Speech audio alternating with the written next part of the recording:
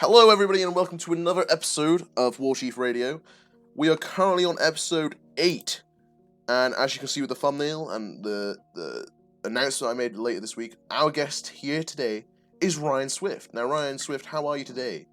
Oh my god, I am amazing. I did this is a fancy room you got here. Wow, this is great. I love the podcast, by the way. Good episodes. I've watched majority of them. Pretty great. I've also heard a lot of things that people said about me. So I want to quickly say thank you for that. But I'm doing great. How are you? I'm doing pretty good. I think you've had quite a big weekend, especially with Take the Stage run by Fame, becoming a champion. Yeah. I think you've had quite a good one. This has been recorded on the Sunday just after the Twitch Cruiserweight. Well, I can't speak. The Twitch TV Cruiserweight show and Take the Stage. So a massive weekend we've had. We've got Backlash tonight. Like, are you planning to watch Backlash, Riyadh? Oh, 100%. I watch every single pay-per-view. I watch all the shows, bro. We're in quarantine. I have nothing else to do. Are you looking forward to Edge versus Randy Orton, the greatest wrestling match ever? I actually am, and I know, I don't think it should have been promoted as the greatest wrestling match ever, but I think it was somewhat smart in a way, because it kind of stuck in your head, if you think about it. Is it dumb to promote as the greatest wrestling match ever? Yes, because it probably won't be. Well, no, I'm just begging for one thing. I'm just begging for I'm begging either for a finger poke of doom, or a fucking one Finn win. You know, like one spear, 1, 2, 3, because that would be funny.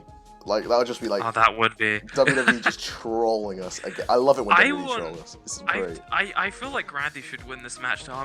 I think he should hit a punt kick. If he doesn't hit a punt kick tonight, I'm gonna be sad.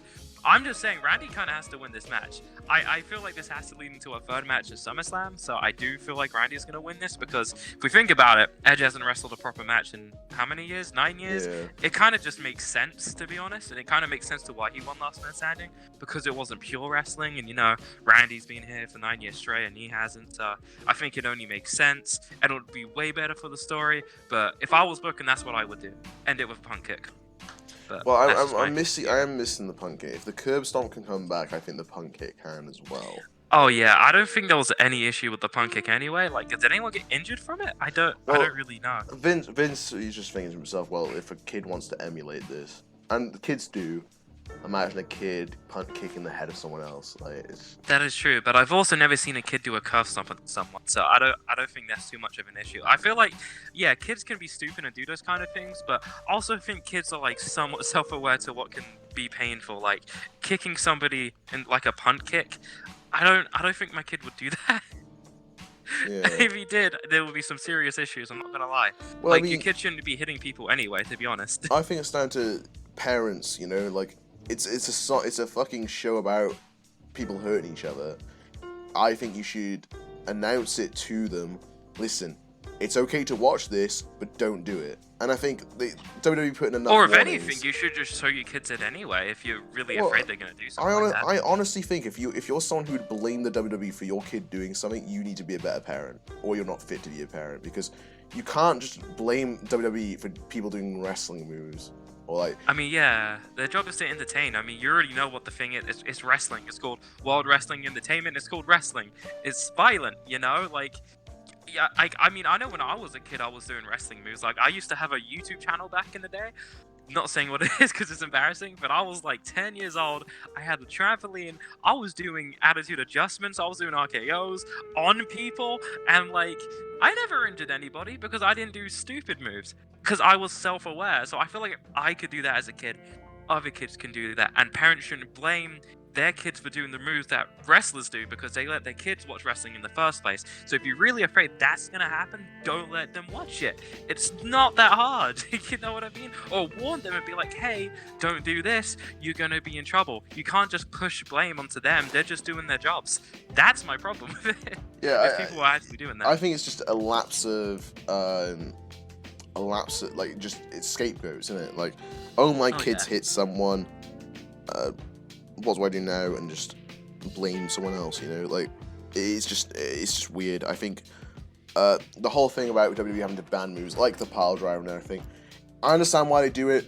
Do I feel they need to do it? No, but it's so well. I think that's the reason Canadian Destroyers have done so much, though. Like, I think they just feel kids can't do it. Like, oh yeah, no, kids can't. I don't think I can do this. I'm like way old enough. I don't think I can flip over someone yet. Not gonna lie, but I could probably do it on a trampoline, but I'd probably end up killing myself. Like, I'd probably land on my neck. You'd be really freaking injured, bro. Like, I feel like I would fly off the trampoline if I tried. I think if I ever become a wrestler, I'd probably be like if I ever became a wrestler, I would do a Brock Lesnar. It'd be like, I could do a shooting star press, land straight on my head, and it'd be an episode on the dark side of wrestling. Like that's what'll happen with me. I'll get too zealous, and I'll be like, I'm gonna hit a shooting star press. Go for the shooting star press. Episode of Vice or something. They'll come out and they'll make it just for Americans to watch, which I fucking hate. I can't believe that. You know how annoying that is? Oh yeah, it's definitely annoying. I mean, yeah, but in generalization though, about moves, I just know as a kid I didn't do stupid moves. So, like, things like the curve stomp and punt kicks, like, no, I wouldn't do that as a kid, because I would know that would hurt somebody. Like, yeah, kids aren't exactly self-aware, but I feel like they're self-aware enough to know what could hurt the other kid. They're not always stupid. Like, they do things to try not to hurt themselves too, so they will do it to other people, because they know it's bad. I mean, unless you literally had like a two-year-old baby that might try a punt kick, but let's be honest, how much damage would that do? Like, seriously. I don't know. It's just weird to me.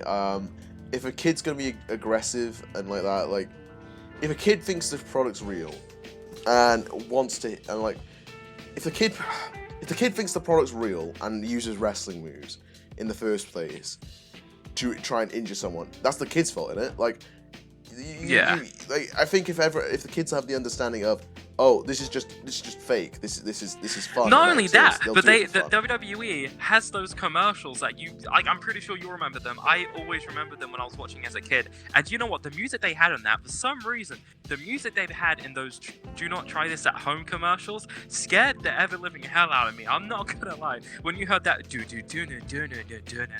"Don't try this at home," I was like, okay. Well, I agree. They need to tell people not to do this at home, because otherwise people will do this at home. The Americans are silly. They also give a warning though, so it's like it just shouldn't happen, you know. Well, I think it's the demographic, right? I don't mean all Americans, but Donald Trump's tell people to inject themselves with disinfectant and fight COVID, and they did.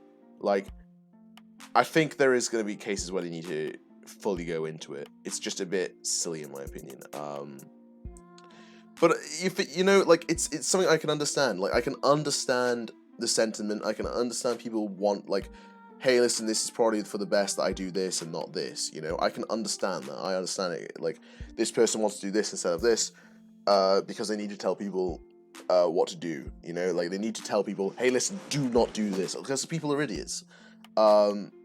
And kids can be idiots. But I think if the kid is violent enough to want to hurt someone with wrestling moves, that's the kid's fault. I think if you raise them right, they shouldn't do something like that. Well, it's the kid's fault if they want to hurt someone that much, and they think, okay, I'm going to hurt this person as much as I can, so I'm going to do the punt. I'm going to do a punt kick, right? I think most kids that did wrestling, me included, understood it was fake, but wanted to do, like, we would like, let's do some cool little moves together on a trampoline, and we'd do an attitude adjustment. Yeah. We did a power bomb. We did an RKO every now and again, but like, we never thought to ourselves, you know what really hurt? Let's kick each other in the head, because it just doesn't work like that. It's just weird. But yeah, again, let's get back to it. Randy Orton versus Edge. I hope it's a finger poke of doom or just a one thin win. I don't think it will be, because apparently Dave Meltzer said it was a really good match or some shit. It's probably gonna be some one of those like cinematic matches like you saw with Gargano and Ciampa. I feel it'll be something like that. I hope not. It's just. I like them, but I'd rather just see a straight up wrestling. To be honest, like, it's called greatest wrestling match, not cinematic wrestling. I like the cinematic matches, right? I do. Yeah. Some more than others, like the Taker and the Fiend one at WrestleMania was perfect. I don't think you could do that any better. No, it wasn't Taker and the Fiend. Well, no, Taker's one and the Fiend one is what I mean. Like, the Fiend has his. What you said, Taker was like the Fiend one with Cena, I thought was great. Fiend one was amazing. Yeah, I thought that. Like, I found that entertaining. Taker and Styles, that was great. Money in the Bank, that was great. Like, oh, that was hilarious. the Favorite Money in the Bank match. It was entertaining, and it's World Wrestling Entertainment, and I enjoyed it, right? Like, Yeah. do you see how like ecstatic and happy Daniel Bryan was just to be there? He was like, "Hello, fellas," rubs his hands like, "Let's get in some wrestling." Yes, I am ready to do this. I bet if Pete Dunne was there, he was gonna break someone's fingers. Oh god, I hate finger pain. That's the one thing I can't watch in wrestling. Ugh. I want AEW to do that, but it's just gonna be all the hardcore guys, and they fight in an office, and it's just gonna be like Joey Janela getting Jimmy Havoc with a stapler. Oh my god, I don't want to see that. That sounds horrible. Well, Some things make me cringe a bit too much. I can't see those staples. Thumbtacks make me cringe, but it's so cool to watch. Like, I mean, I don't know. I feel like the worst pain I've seen in wrestling is finger pain. well, It's something I generally have in real. I think it's a phobia, to be honest. But like, if I see someone slightly bend their finger, I instantly cringe and look away. I don't know why, but just finger pain is the freaking worst. you must hate Pete Dunne. I love Pete Dunne, but when I see you do those fucking finger snap things I'm like, no, I am turning around. My mum's like that. Like, she could hear me crack my knuckles from a mile away, and she hates it. Like, I think a lot of people have that. I think it's rational. Oh yeah, I mean, I think cracking knuckles are fine. Just bending your finger back. Ugh. No, I'm good. Please don't do that. Yeah, well, God, I'm fucking lost. Imagine a kid doing that. Let's break your fingers. Does the Pete Dunne thing that doesn't notice that Pete Dunne stamps the floor to make the sound, but it's like, wait a minute, why aren't your fingers making a break sound, and then just rips the hand apart? It's like, oh, sorry. Just like, why is this not working? Let me try again. Just keeps on trying. Oh no, that'd be horrible. Yeah, it probably will be. Hopefully, kids are not doing that. I mean, maybe they have somewhat of like maybe kids are watching this. Probably not at all. But if you are, don't do that. You'd think if it was an issue, people would hear about it, though, right? Like, you think if yeah, it was an it'd issue, be on the where, news. like, If anything dumb like that happens. Kid does wrestling move, injures his parents. Like, you'd think that would get news. Whether it might not be state news, but you'd think on Twitter at least you'd see a couple stories like that being like, kid does Canadian destroyer ends up killing his cat. Like, you think you'd see headlines like that. Yeah. But like, you'll definitely hear about that stuff. Like, and like if it does happen, the thing is, if something like that happens, you know how parents are gonna be and how people are gonna be. They're gonna like quickly just go after the WWE and before you even know it, they're getting a lawsuit. Like, that kind of stuff you'd probably get a lawsuit for, because they'll blame the company for the kid doing that. And so I think it's silly. I think if they can't look after their kid and they can't make sure the kid doesn't break shit, then what's the point in having them? Like, exactly. If you can't look after your kid, why have it? They should. Yeah, they shouldn't. I see terrible parents all the time, and I just think, fucking hell, that kid is good. That kid's got it rough. Like, parents that get bloody drunk in front of their kids. Oh, it freaks me out. Like, if I was a father, right, I would have to stop drinking alcohol, and that is why I will not become a father. I wouldn't want to be home and then be drunk or anything like that. Like if I was gonna go out with some friends, get some drinks, I think I'd be the sensible one to be like, all right, guys, I'll be the driver. I'll have 1 or 2 drinks. I thought like, that I feel like as a parent, happened. yeah, and like you hear those things when people just have a baby or whatever. They're like, they'll say something like, oh, the moment I grew up was in the moment I had a baby. And like, I could see why, because you're responsible for another life. It's like when people like get an animal, like a cat or a dog, you instantly have to become responsible, because their life is in your hands, so you kind of just have to watch out what you do, as opposed to like maybe like right now, like if I was irresponsible because I have like no responsibility basically for like a human being, I could go out, get drunk, and not give a damn. But when you're a parent, or I guess an animal owner or something like that, I guess it just completely changes for you, and you can't exactly do the same things you've done before, and that's why like people change when they're parents and stuff. Which I'm saying that as not a parent and still a teenager, but I still understand how that works. I understand.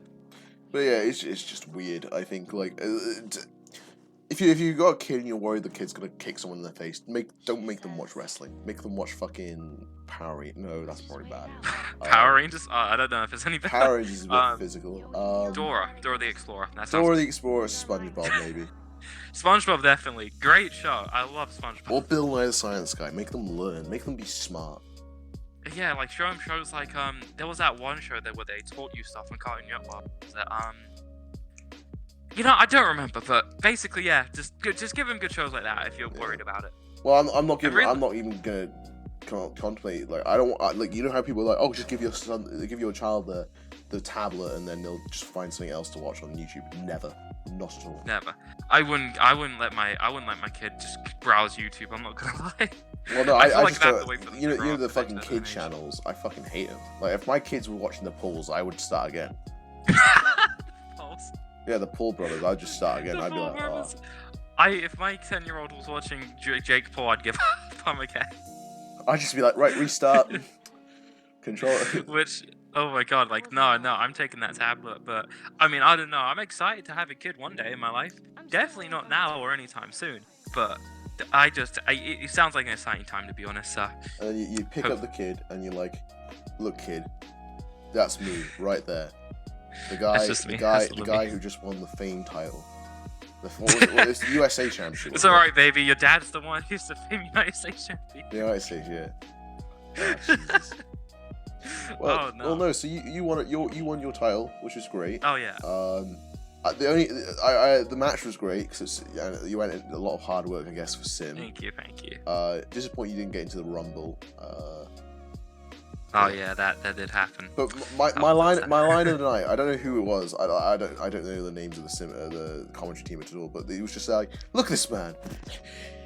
He's not wearing red, white, and blue. He's wearing red, green, and orange and white.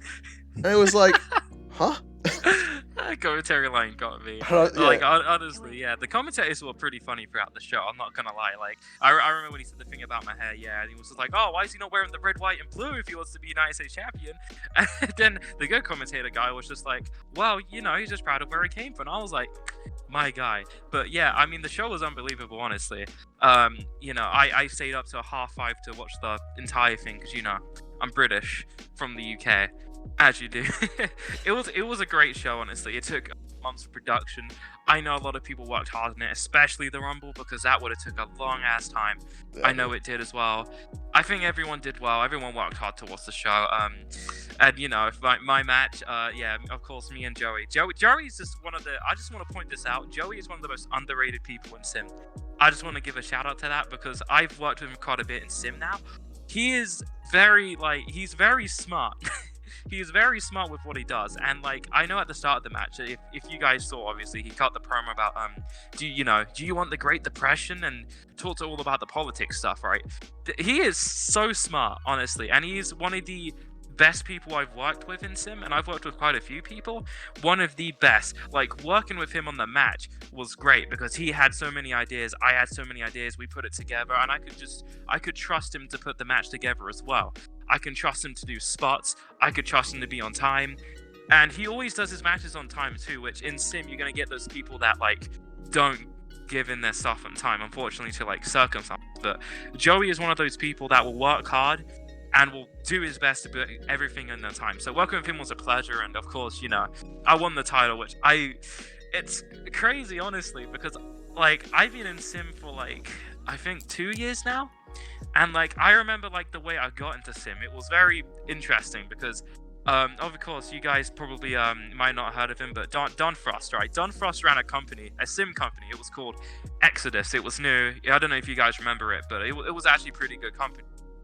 But originally he was running a Paragon system, which is basically people that are new to Sim that want to learn how to Sim with experienced trainers. And me and AJ Storm, if you guys know him, AJ Storm, I remember we saw this and we were like, sign me up.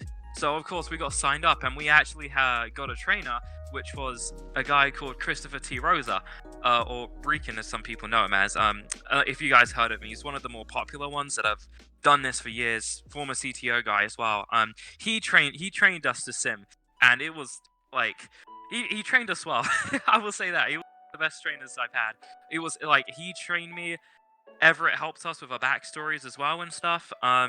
Will also helped us train as well. Like, honestly, I was pretty fortunate with the help I had getting into Sim, and then following on from that, like Fame, now, which back then was CTO, was having this new thing called Ring of Fame, which was also like an NXT kind of development kind of thing going on. I didn't think in like any chance in hell I would like get into that.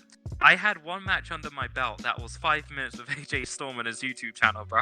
And like I sent that in. I sent my character in. I said my backstory and who I was. And then like I remember a few days later I had an interview with Trey, or the owner of Fame, and Everett, I think it was, and like yeah, and they said I was good. And then a few days later I get a message from Gucci or Ricardo or Trey now, as you know him. He just said, "Hey, you did good, you're in." And I was just like, "Wait, what?" Because I was just like, "What?" Because I knew what CTO was, and I was actually kind of a fan of it. I was just like, "Did I seriously just get into that?" Like, I can't explain like how happy I was, because I was also like, I was surprisingly young when that happened. I think I was 16 at the time, maybe 16 or 15. Yeah, so I was actually pretty young getting signed, and I was just like, wow. It was like a really cool moment. And then like obviously from then on, I had like numerous sim matches and like other places with people like Ross, Joey, AJ Storm, and others, and Blake Carnage and stuff. And then obviously I worked very hard to get better at what I did, and it's hard, right? Because I know I'm not that good at it. I know I'm not that great. But the fact that they gave me the trust, that they trusted in me to put a title on me, to be the first holder of that United States title, like the post I made about it yesterday, which, of course we were recording on a Sunday, but the post I made yesterday, like, I can't explain, like, I meant every word of that. The title means a lot, because I worked very hard to get it. I worked very hard, and it was just, like, the response to me winning the match, like, as soon as the match ended, the chat and YouTube went insane. And then Twitter, my mentions blew up, my timeline blew up, my messages blew up, like, it was so overwhelming. And I know, like, of course, like, yeah, this is core, it's fake wrestling or whatever, right? I get that. But at the same time, everyone still works hard. You still put in the work to create the best content possible.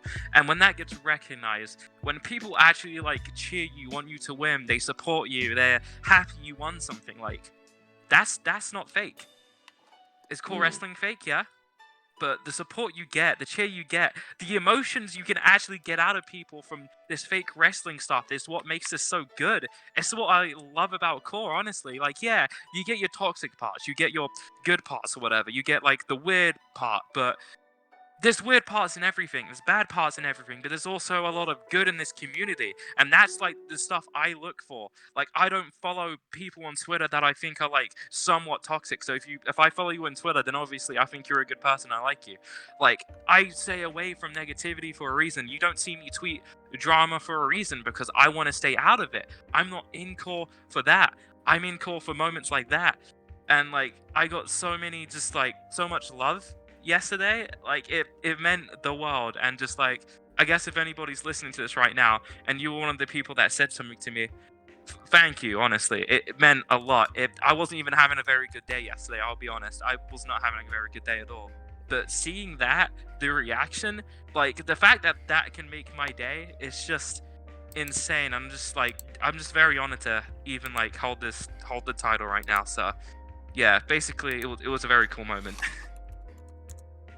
Yeah, and I think you definitely deserved it. I mean, I know Thank from you, your Efed work, you work really hard. Like, Oh you yeah, pretty much running the Twitter feed for COH on the and bounce, all yeah. around.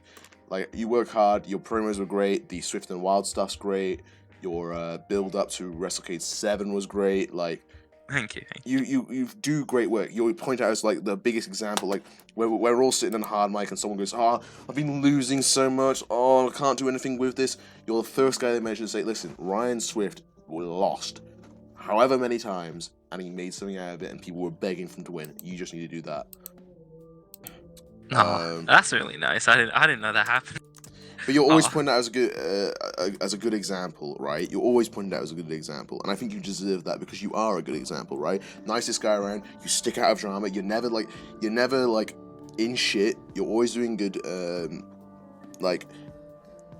I know you work hard on the sim because the sim match was great. There was matches on that. Thank you. Matches on Take the Stage. Yeah. Some looked better than others, and I think yours was one of the best. And that's not Thank you. I biased appreciate or that. anything, but I thought generally that was pretty good. I was like, I understand a lot of the Sim stuff because I was genuinely upset when you got taken out during the Rumble. I was like, what? No, no, not Swift. And like it was a genuine thing. Yeah. Like, I think people can get a vibe of people's out of character, and like I've said it before, and I'll say it again. The out of character views of people affect their character quite a bit. But you in character and you out of character mesh so well that everyone just thinks you're a nice person. I think if you I don't think you can ever be a heel. I think didn't you try a little bit of going heel, but they didn't. Oh, my secondary character.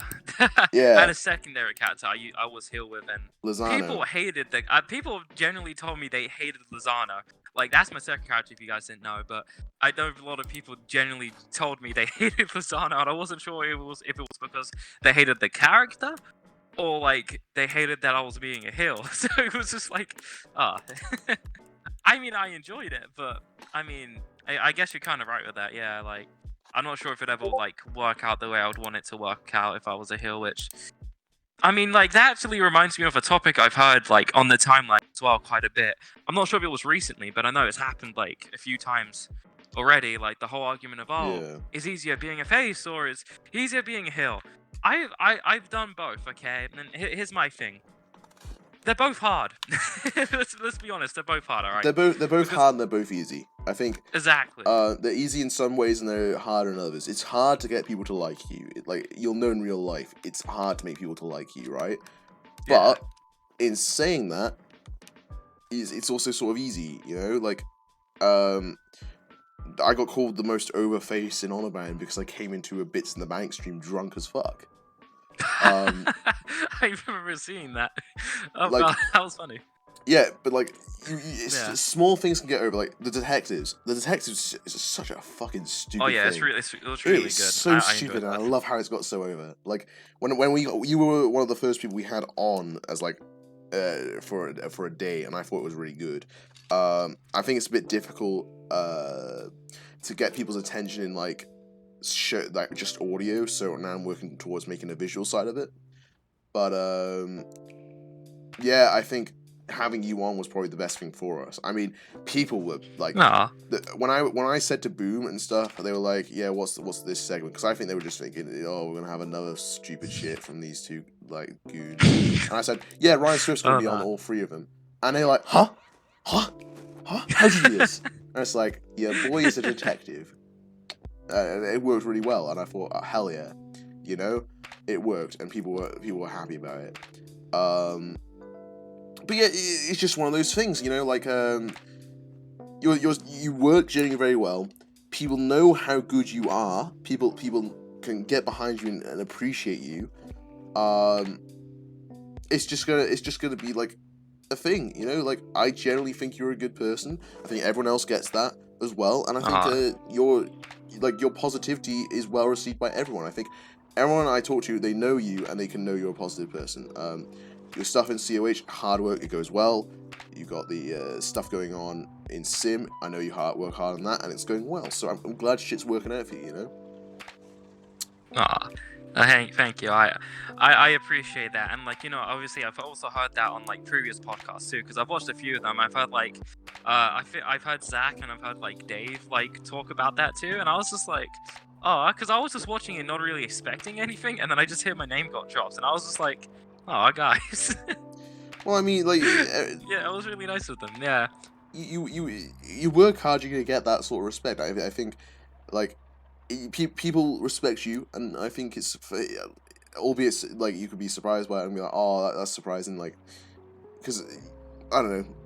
I think just how people work, you know, like. But I think you're a generally nice person, and I think a lot of people feel that way as well. Well, thank you for that. That does mean a lot, and thank you to anybody that has like obviously said that on this podcast that I've heard as well, and anybody that has said anything nice to me, because I've had quite a lot of positivity towards me as well from people, and it does mean a lot, because, you know, it's just a nice thing to hear, isn't it? I mean, it's fantastic. It's honestly fantastic hearing nice things, you know, like, and you know, like, there's nothing much else to say about it. Like, you're a nice person. There's nothing to compare. Like, if someone goes to me and goes, oh, that Swift guy, awful person, people will call him bullshit, you know, like, shut up, you know, that's just the thing. I think people can form opinions of others in this community, and it happens. Some people you think, hang on, that's a bit sketchy, and then other people you think they're generally a nice person, their intentions are good and stuff. Like, for me, I think I said, no, this wasn't on a podcast, this was in a private conversation, but I'll say this, when situations arise where people are getting bombarded on the timeline, like, this guy's an asshole, this guy's an asshole. In some of these cases, I know the person is good, and they've just done a fuck up, and I'll feel bad for him. Like, if someone fucks up, yes, I'll feel bad. If someone I know has a good heart and is a good person behind, before whatever they done, I'll feel bad they fucked up, but I'll still be angry with what they done. Like, I was very angry at someone who tweeted out, or not got tweeted, got caught in the DMs saying stuff about the BLM, the Black Lives Matter movement. And that annoyed me, but like, I still feel somewhat empathized with that. They just fucked up. Yeah. They were very passionate here and they were doing that. But other guys, there's people that I know are absolute twats, and I thought, oh, thank fuck you, gone. Like, Jesus Christ. But it's not for me to choose who sticks on who stays. It's not for me to choose that, and I would never dream to want to do that. But I feel it is something that it's a case. If you're a good person and people can tell you're a good person, you'll be received by a lot more people. And that's not when like shit comes on the Oh yeah, no, for sure. The blacklisting side, you're like, oh, I'm gonna get blacklisted. Good thing I'm a good person because I'll stop. But I mean, but that's like my whole thing as well, right? Because yeah, obviously, like, if you're perceived good, you're most likely gonna get cheered, right? If you have friends, they're probably gonna cheer you.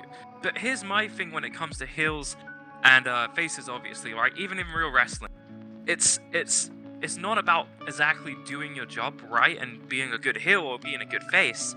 It's about making connections with people. That's the whole point of wrestling. You have to make connections, whether it's emotional, just anything. It's connections, right? And if you are a face and obviously you're liked by many people and you get cheered, it doesn't matter really how you get cheered, I don't think.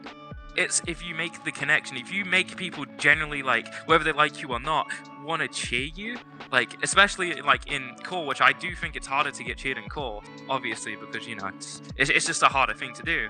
Like, if you're getting cheered in core and it's your friends, it doesn't, I don't think it matters if it's your friends or not, because you have that connection with the people. Like, when you're in real wrestling, you're gonna get that too. Like, let's say, for example, Drew McIntyre, the world champion right now, which hope he retains tonight and he doesn't lose tonight, because obviously this is filmed before Backlash, but he's a face, and like, a lot of people like Drew McIntyre's character, but then you get the people that like Drew McIntyre because he's just a nice person in general and he's so humble, because you hear that a lot on the timeline too.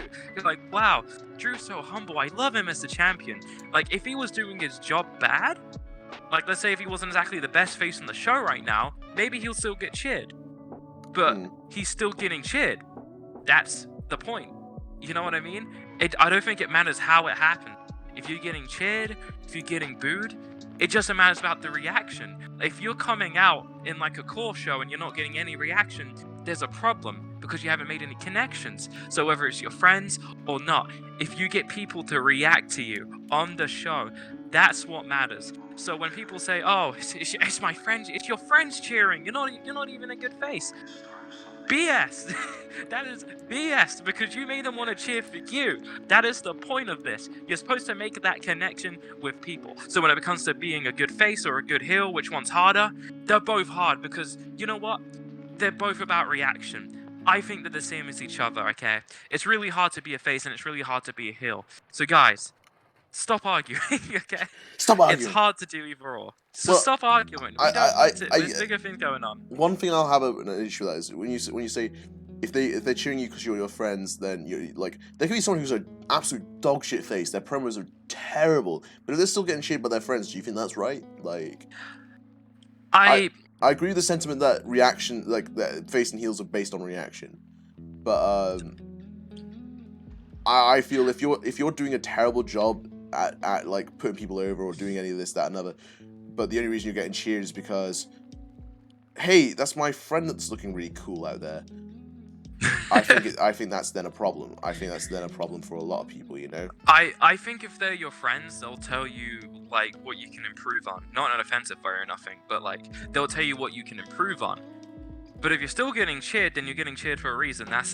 I feel like that's just the basis of it, you know. Like they will tell you if you're like not doing something good, and if they're lying to you, then they're not being honest. But I just think as long as you produce a reaction, that's just my take on it. Well, yeah, I mean, like, thank you for your take, no worries. But like, yeah, I personally think if someone you need to do good work for people to have that reaction on you. You know, like, I want people being like, "Oh, you're a fantastic face. You're always cheered." But the only reason you're cheered is because you're funny backstage, and you're funny. You're not backstage. You're funny out of character. You're funny in actual parties. You're funny in Discord calls. See, here's the thing with this, right? Because like I've been here for a while, right? Like, here's what happened, right? Obviously, COH/Honorbound. Honorbound was the first thing I've ever done in this side of the community. So it was honestly my starting platform, right? Nobody knew me. I only knew one person, and that was Alex Surefire, right? But I knew nobody. I started out as this like weird luchador mask-wearing faction leader. I wasn't a face. I was a heel. And let me tell you something. It was incredibly hard starting out because I wasn't good. I wasn't good at all. Like, my promos were trash. Like, oh, should we bring out bloody fucking 2018 Townsend? Was that when I debuted? Well, whenever I debuted and I was BWO, Oh, that was amazing. What do you mean? What do you mean that was amazing? It was so difficult. Well, it was easy to be fucking hated because I was cheering for an inactive dude. But like, to get liked after that, oh, that was difficult. That was a long road of trying my best to like. But then it all got resolved because then I came up with like the funny shit like the shed and all that, and then was like, haha, this is funny. I'm gonna take it because that happens and I get really annoyed by it. God, I will take this time, and I'll ask you this: do you get annoyed when people like you somewhat get something a little bit good, and you're something's good going on you for right now? You're like, this is working. People are loving it. People are eating this shit up, and they're loving it. They're saying this is great. I love what you're doing here. And then someone copies what you're doing. I say copy. Someone like tries to attach themselves to what you're doing to then boost themselves. I hate that. Yes and no.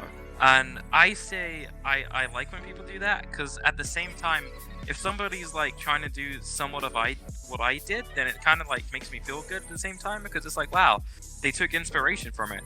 That's pretty cool, because, you know, a lot of things are done because of inspiration from other people. That's just a given. But the only circumstances I say no is when somebody blatantly copies it. If you take inspiration and make it your own spin, that's cool. But like, let's say for example, alright, my Swift and the Wild things I did, right? Like, I did those. Obviously, they went over a good success with people, which was something I didn't expect. But yeah, like if somebody did something like, I don't know, like Townsend. If you did one and you were like Townsend in the Wild, and it was genuinely like the same thing, and you were just like doing that David Attenborough impression, just watching people and doing the same thing I did in my episodes, then I'd have a problem with it. Yeah. But like, if you made a spin, I'm somewhat like that, right? If let's say someone runs out and makes a podcast, I wouldn't care. Like, I don't own podcasts. That's not me. But if someone let's say use the shed for example. If someone went around saying they made a shed, like someone called it someone called it like "do not come into my shed" or something like that, right? He was like, yeah. They named their shed like whoever's name it was, Shed, and I thought, fuck you, it's mine. I'm waiting for someone to whip out and say I'm a detective now. Like, I'm a detective as well. No.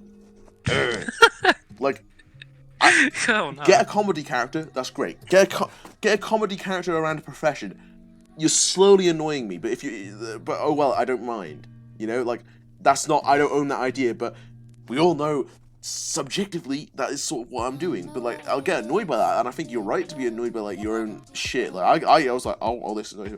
I'll tell you this free. I think you would have seen this as well because you were in the booking chat for CAC. We got how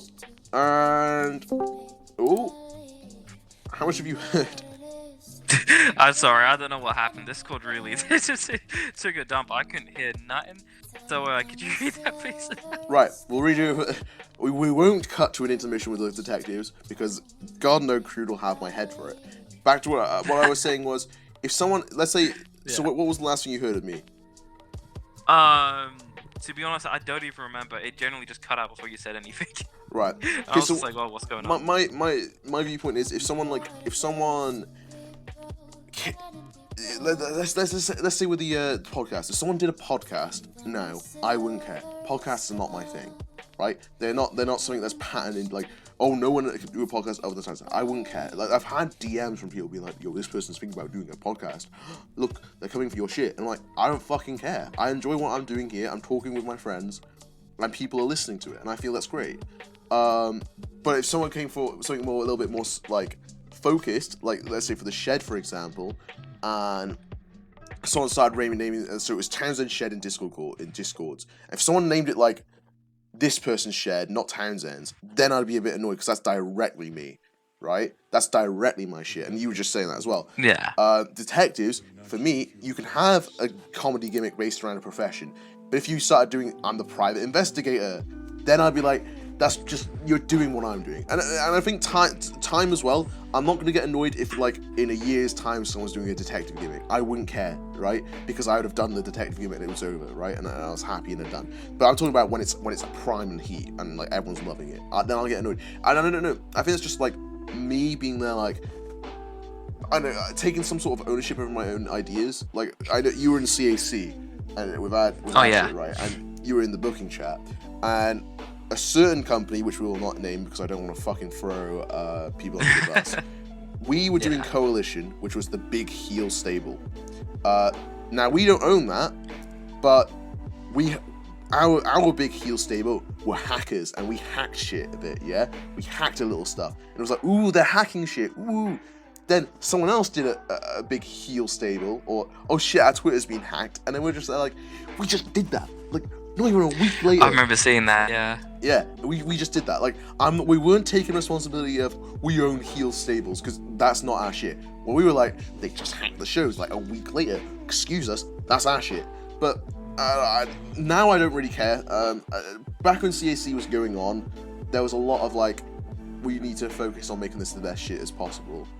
And then when you see someone do the whole, okay, this guy's directly doing the whole, our Twitter's been hacked, regardless if it's been planned or something like that, it's still a bit annoying to see. Like, I'm not someone who'll go to war over it. If someone goes there and run around with like a detective, like, I'm the new detective, I wouldn't go at him on the time and be like, fuck you, that's my shit, stop taking it. I wouldn't be like that, that's just stupid. Yeah. But I'd be heated, I'd be like, oh, this guy's an asshole.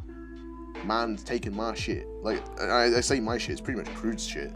But, you know, like, it's just something too annoying to see, and I think people can get annoyed by that, regardless of where you are in the community. Like, certain cases, I understand it is just coincidence, and like I think if there's enough to promote. Yeah, I mean, if they didn't know you were doing it and they were just doing the same thing you did, I think it's okay. But if they blatantly saw it and then it's literally the same exact like rough copy of it, that's the problem for me. But if it's an inspired version, then that's okay. Just don't blatantly copy my shit, because that's mine. I don't like that. Inspiration is great. Direct copying is not. And you see it a lot with like core people copying what WWE's doing, and or like what real life wrestling's doing. Like, ooh, the Fiend gimmick. This is really cool. I'll have a Fiend self. Or the Demon Balor gimmick. Remember when Demon Balor was like the top of the shit in NXT, and people were just there like, oh my god, don't annoy me so much because my demon persona will come out. And I have an alter ego now. Yeah, I thought that was stupid. Like, you get a guy who's, his whole gimmick is, I have loads of money, look at me, I'm so cool. And it's like, all of a sudden, I'm really angry, so I'm going to turn into the Fiend. Like, I thought that was fucking stupid. Townsend will never have a Fiend gimmick. He will never have he has alter egos, don't get me wrong. Like, there's Podcaster Townsend, there's Detective Townsend, there's Honorbound Townsend, which I'm just going to call Serious Townsend. There is Something Coming Soon Townsend. There was General Manager Townsend. There's a lot of Townsends. There's a lot of Townsends. Well, I feel like the character changes everywhere he is, because I don't like having the same character in the same place. Like, if I was Serious Townsend everywhere, I don't think I'd be booked. I think the detective stuff, it helps refresh you, you know, like, it's good to change up what you're doing once in a while, because if you do the same thing for a long point of time, it just becomes boring, and that's just a given. Like, if I just kept doing what I'm doing consistently from now to like next year, people are gonna be bored of it. So that's why I generally just took the steps to like do things different with my character on, of course, like COH and Sim and whatever, like you guys see, like, you know, the losing streak, for example, like, I didn't really change much when it started, because, like, I was just more trying to win. But then, I kept losing, and I was like, well, this kind of sucks, but hey, I can give my character some more personality from it, and, eventually worked, which was pretty cool. And just, like, things like that. You just gotta, like, what you've been given, and whatever your character's doing, if you're losing a lot, you can do something with it. You just gotta think how your character can develop from it. And if you think about core in that way, if you don't think about, wow, shoot, I didn't win, damn it, this sucks, I want to quit, then I don't think you're looking at core in the right way, because it shouldn't just be, damn, I wanted to win that match. It should be, damn, how can I progress the story? How can I progress myself? And I think that's what matters. I think that's what people should like more look towards instead of just like wins and losses. Because to me, records don't matter to me. Like, obviously, if I didn't win the Rumble or the briefcase this year, it wouldn't have mattered to me because I would have still found a way to progress the story from Notorious. Like, I don't revolve myself around wins or losses. It's the story. It's what matters to me. I'm a storyteller. I'm not a winner. I'm a storyteller. I think that's just the best way to put it. Yeah, no, I think I agree with that. For me, if I was to watch a show, and sorry, if I was to watch a show, That's okay. and I can either choose someone who's winning all the time, and all they talk about is I'm really good because all I do is win. Oh, I'm so great. Look at me, all the titles I win. I don't find that interesting. But if someone's like, I'm here to bring the sass. Look at my ass. Look at me with my titties. And this is obviously Townsend speaking. This is stripper Townsend for you. Yeah. God, I don't want people thinking that's how I view women. Fuck. No, but let's say someone's like that and it's like coming in with a good character and people are like, oh my god, I love this. This is empowerment. This is great, and I can get behind it. I would want that guy over the. I got so many wins and losses. I'm gonna be so great. No one's ever gonna fucking stop me. Look, I just don't think that entertaining. I don't think anyone would find that entertaining. It's just. If you're someone sitting there and you're thinking to yourself, do I want someone who talks about wins and losses all the time? I'm going over this point way too fucking much, but I think the point is made. It's okay. Yeah. This is all about entertainment, and do you want entertaining? People who can make you laugh, people who can make you invested. Not people who go, look how many titles I have. Because anyone could win a title, but not it takes somebody good to make people invested in it, I guess is the way to put it. Exactly, and I think everyone can agree on that. Well, winning will get you the title, sure, and I hear people saying you can't just talk your way to a title, but the opportunities will come more if you're more entertaining, and that's just the case. Regardless, let's get back onto it. Let's get back onto the horse before we fucking drop off it talking about the same pages. Now. You do Sim and Efed, right? And you've had relative success in both. You were in. I'd like to say the main event of WrestleCade, even though Christopher Aaron kind of took that away. But you were in the WrestleCade main event. Yeah. You were in a high role in the Take the Stage and Sims in Take the Stage Sim fame. God, I can't fucking speak. But you were in high roles for both. You've been in high roles with both Efed and Sim. From that, you have experience in both. So, to you, like, what's the discrepancies? There's always drama saying Sim's better than Efed or Efed's better than Sim. To you, not which one do you think is best? We're not going to open that can of worms. More so, what is the key differences and what's more? Is one easy to work on with one less easy and something like that? Well, there's definitely a lot of difference between the two. My experiences with both is that they are 100% different, and they're different for different reasons. So, in Sim, you will have more time to work on your stuff. You will have a lot of time to try perfect it. But it also takes a lot of production. Honestly, if you just hear it being like, oh, yeah, all you have to do is record a match. Yeah, it's gonna sound easy, but it doesn't make it easy. It's not easy. Like my match with, I Take the Stage with Joey. Like that took a long time to make. That took like a whole month of consistent having the record stuff, thinking of spots and stuff. It's a lot harder because a lot of effort goes into that. But then you go over to Efed, right? They're hard for a lot of different reasons too. You have to be more consistent with what you do, like stories and stuff. You have to progress it more consistently than you would in Sim, because obviously Sim takes a little bit longer to come out. Whereas Efed, you can progress it every week, you can promo every week, you can keep the story going every week, but that becomes hard because you have to consistently keep it interesting. And I think that's the hard bit. Creatively thinking about stories to keep it going is hard, but I think the editing, the quality in Sim is hard too. So if people have to come down to like, oh, Sim's better, Efed's better, I don't know which one's better, because I don't look at it as which one's better. I just look at it as, wow, these are two things I enjoy. I don't care. Two separate That's entities. my thing. It's all down to perspective. It's not. You never get a definitive answer with what's better in anything. It's perspective. It's like what Edge said in his Instagram post about the greatest wrestling match ever. Right? I remember what he said. He said something like, oh, the greatest wrestling match ever, it's whatever, because people might look at it as that, but people might not. We'll never have a definitive answer. And I agree with that.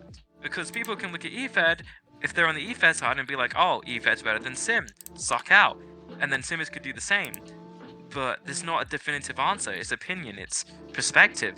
My perspective is I've done both. I like both. I like wrestling. It's core. I do things with my core. I can be creative in matches and stories in Sim. I can also do the same in Efed. Efed is harder in different ways. Sim is harder in different ways. Just enjoy it. Stop arguing over it. I don't understand. If you don't like Sim, don't watch it.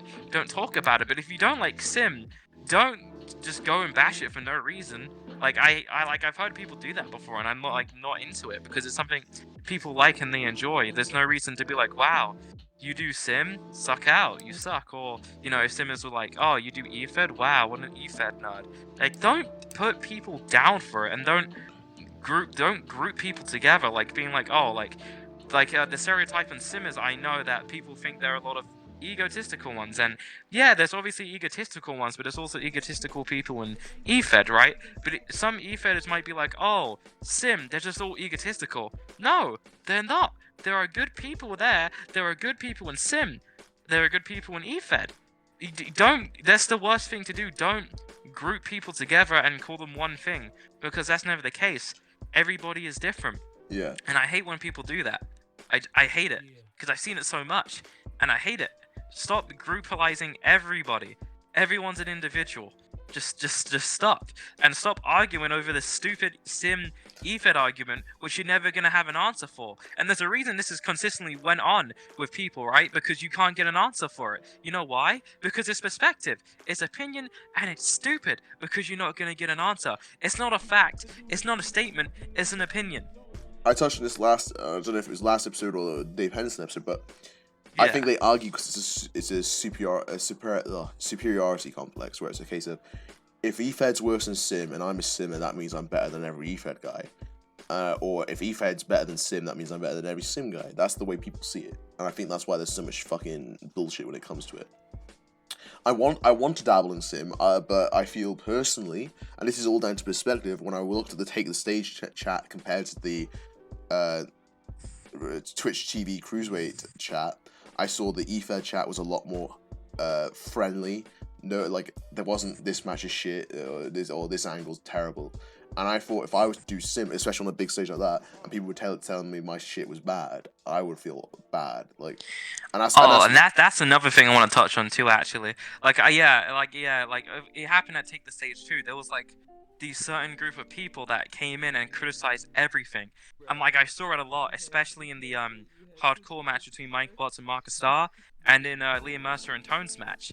And like, I understand, right? If you don't like something, that's cool, that's great. But there's a great saying that I've heard a lot that I just agree with. If you have nothing nice to say, just don't say it at all. Like, if you didn't think Liam Mercer and Tone had a good match, you don't have to be a dick about it. Well, like, it's one thing to have criticism, yeah, but when you're just like, sorry, you can have the perspective if something is shit. But because you could say, oh, this Edge versus Orton match, this is shit. You can say that. That's fine. But I think what you need to realize is with like with this community is built up of real people. And I say real people. I'm not saying that like Randy Orton or Edge are not real people. Celebrities are celebrities. They have to deal with this shit all the time, right? And they're used to it. You're looking at people who are coming home from a hard days of work, coming home from a hard day at school, coming home from a hard life, and they come here for a hobby, and they've put in a lot of work to try and show and entertain you, and you're sitting around going, this is shit, this is awful. It's like, they did not need to, and you like you said, you spent a month with Joey Gargo editing yours. Rhiannon and Joey Gargo did not need to spend a month working on a fucking match for people like them to go, oh, this is awful. That's fuck off. Like, I'm sorry. Like, that it's just so demeaning. Like, I had a message, one or two messages, and I've had like, oh, you should do Sim. You should come in to do Sim. And I was like, oh, I'll contemplate it. After seeing the Take the Stage chat, I thought, oh, fucking no. I was like, Jesus. Like, if I went there, yeah, I'd be crucified. It's just a shame. It's just a shame that like they can actually ruin that experience for people and make people want to stay away, because that shouldn't be how it be. Like I just want to say, Mercer and Tone, I think they did a great job in their tag team match. Is there things they can work on? Obviously, yeah. There's things that everyone could work on. There's things I could have worked on in my match. I can point out a lot of things that I wanted to change, right? But I'm not gonna just like I'm not gonna point them out. Like if there was someone else, I'd just be like, wow, you suck because you did this. If you want to be nice and criticize in a nice way, just say something, say it in a nice way. Just don't be like a, ha, what was that? Ugh. Like, are you kidding me? Well, like, suck out. People work freaking hard for that. You see the community. Sorry, I don't want to cut over you, but you see the communities, right? The only way you will continue to survive as a community, as a group of people, is if you get more people in. As people go out and say, I'm done doing this, it's loads of work, I need to spend time with my family, I need to work and be a real life person. I don't have room for doing this in real life. And in Efed, it's all right. You get your shit, you get your drama. I'm not saying Efed's completely clean, but if I put in a lot of effort for Sim and they were telling me to fuck off and all this, that, and other, I would want to leave. And you get people who are leaving. You want to try and make the product look appealing so more people want to come in. Like, I know just me's not going to have the effect of like. Just one person's feelings is going to have the effect of on everyone, right? That's just not going to happen, right? But I generally think if you are someone who is trying to make it big, just thinking, I might dabble in Sim, and you saw that chat at Take the Stage, you would say no, because I did. I don't think I want to do anything like that anymore, because I'm just there like, well, holy shit. If I put in a month's worth of work and people deemed it as shit, I would be very upset. And I feel that a lot of people might have been. Like, sure, people's egos can take it. Surely, like, but you gotta understand that there's people behind the screen, behind the core profile, that have real life issues. And this goes for a general rule, that just don't be a fucking penis. People come with this community as a hobby, right? People want to be nice and entertaining. And yes, sure, I'll put my hand on my shoulders. Not shoulders, a hand on my head, hand up. I'm making some fucking... regardless. I'm not saying I have never been a prick to someone. I know I've been a prick to many people in the community, and I feel bad. I feel bad on some cases. Some cases that guy, like, fuck that guy. He's an asshole, right? And like, don't get me wrong. That's probably bad. I shouldn't really do it. I generally have to think to myself: is that person going through shit? Should I apologize? And there's cases where I have. I've been like, listen, I didn't mean to come off as a prick, right? Because people have that, you know, like, you just gotta understand people do have that sort of thing where they're like, is this working out or not? Right? And that's totally okay. It's something that needs to be addressed and whatnot. But if you're someone who's coming into the community and your sole goal is to be a cunt, right? Go away. Yeah. We don't need you here, you know? Like, you weren't there for the HX, there's something that happened on HXW Asylum. Some guy was just going on and on, like, this match should fucking end. And I'm saying some guy because I'm not going to give him the fucking satisfaction of saying his name, right? I'm not giving him the satisfaction of saying his name. But he was like, this match needs to end so I can go and do my promo. And after the promo's coming, he's like, I can't hear anyone. Everyone's saying, it's like, oh, your mic's wrong. It's you. It's on your side. Fuck off, you can't. It's like, fuck off. Like, I'm sorry, but I'm rambling a bit. Yeah. But you got just be nice. I think it's like, there's a lot, like, people go through a lot of shit. People are very passionate about this, so they'll feel a lot more strongly about this community. And if you're someone who's going out of your way to make people feel like shit, fuck you. Like, Jesus Christ. Sorry. Regardless. It's alright. I know, I 100% agree with that. So, yeah, just seeing that Take the Stage did annoy me. But of course, there's obviously like good parts to it too, because I did have those people criticize my match a little bit too, but like I kind of just ignored it. I mean, did it hurt a little bit? Yeah. Why? Because I worked hard and it was just like, oh, all right, well that kind of sucks. Well, I think But then you get those people a ton of support when you won, and I feel you deserved it. But I think those people who were being this match sucks. I think they had nothing better to do.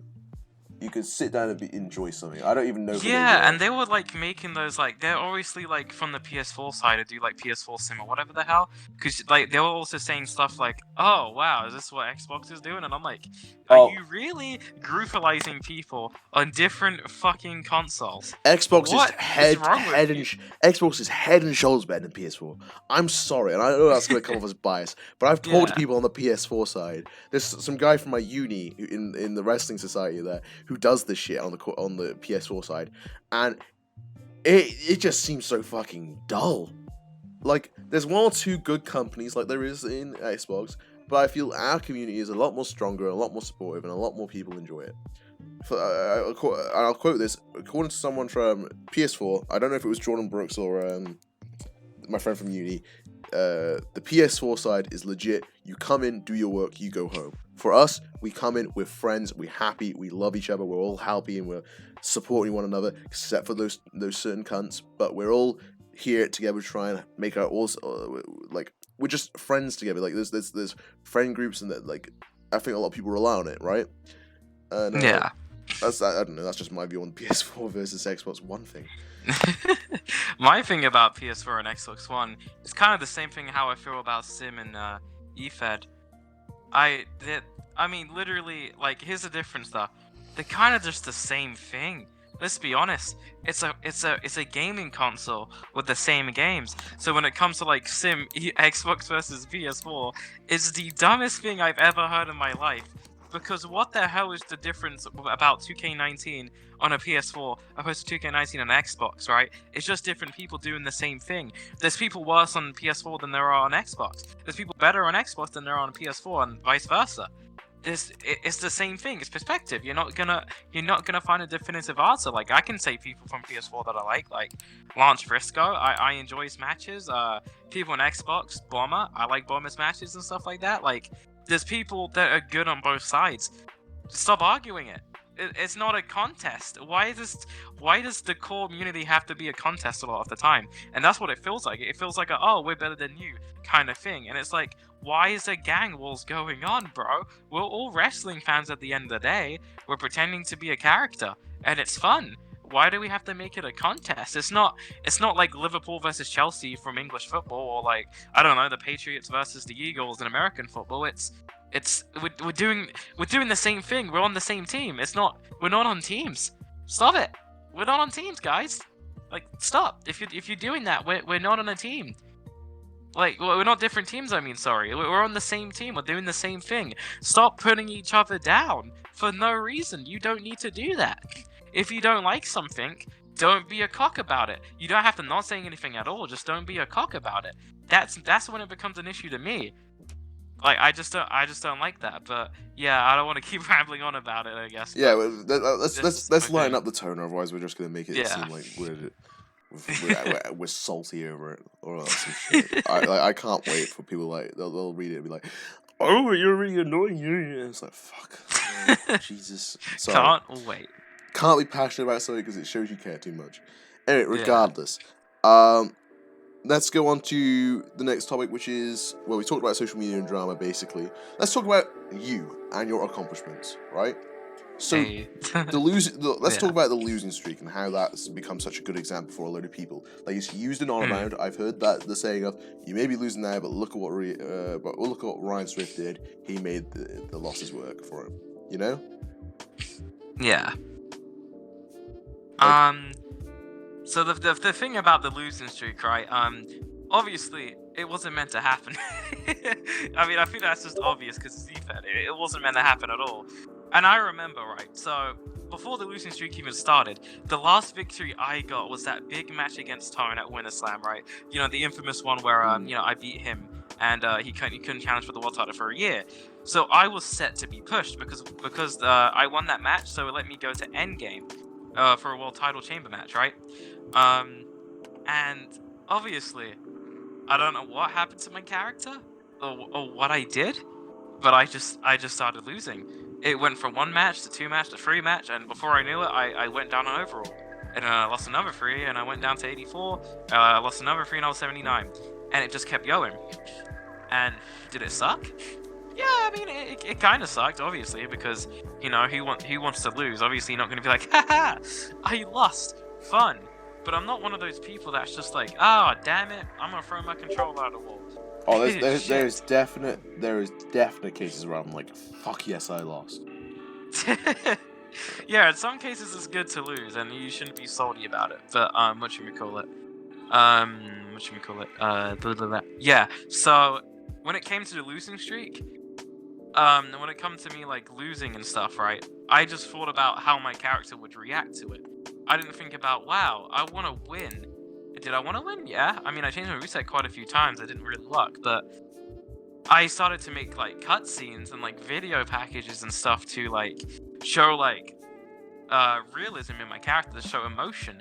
And I think that's what a lot of people lack in their characters too, like emotion, weakness. Every character should have a weakness. No character should just be unstoppable, undeniable. They have no weakness. Nothing can take them down. Everyone should have a weakness in their character, and mine kind of shown there. I showed myself as vulnerable because I showed that my character started to feel sad, and you know, obviously the last match before WrestleCade, right? I faced Breon Johnson, and obviously I don't know if anyone remembers, but obviously I came out with SpongeBob in the Sweet Victory kind of thing, which was pretty cool. Would it have been a perfect moment to win there? Yes, but I lost. And I was just like, oh, that kind of sucks. I wasn't mad about it. I was just like, oh, damn.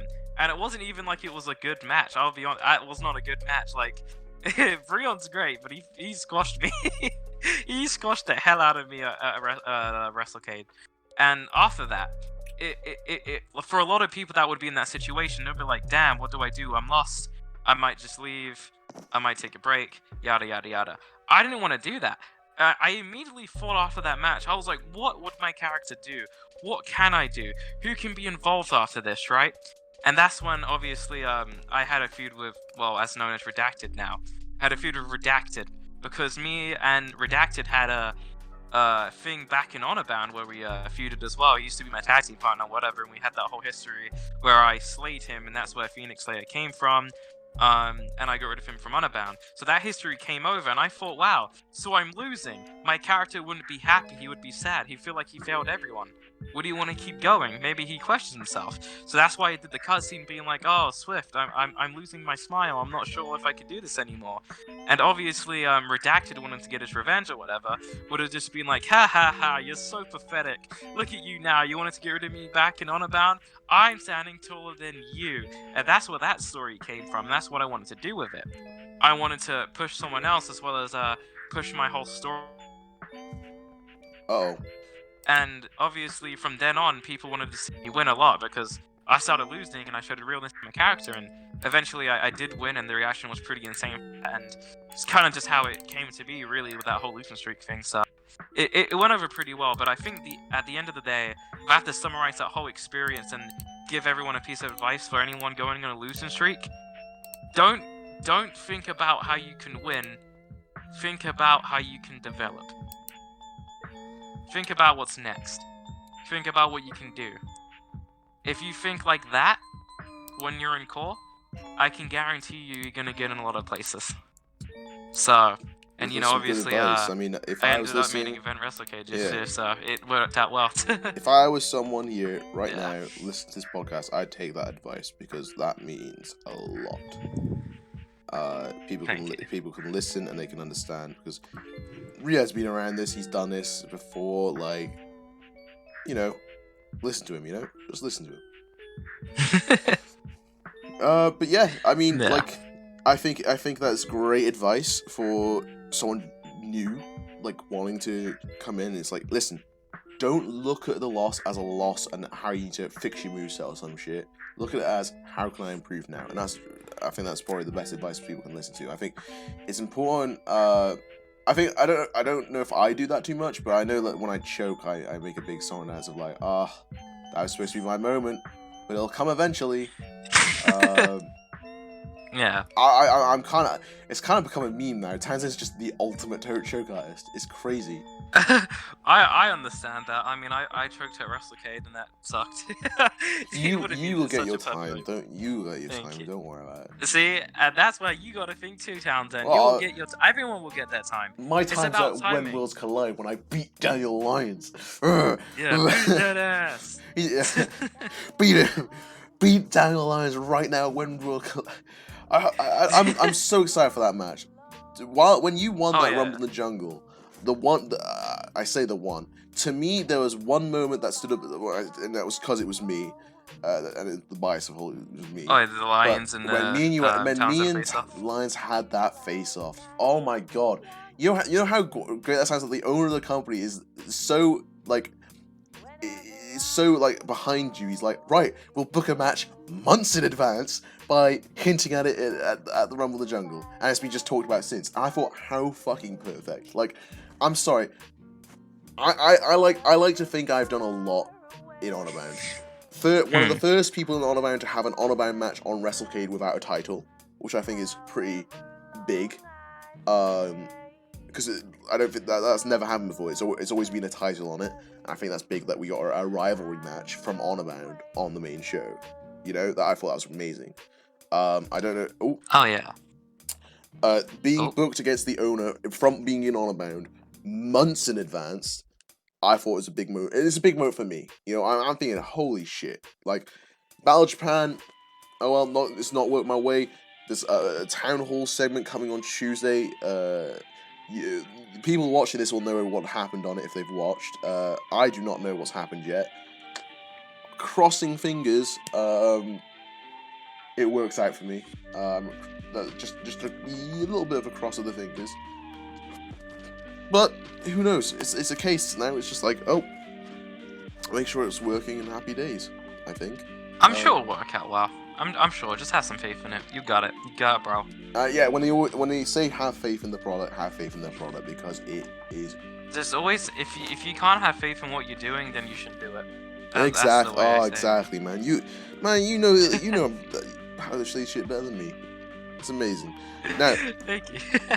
let us just touch on something else now quickly, and that is the future projects. What are you planning to do in the future as Riyadh?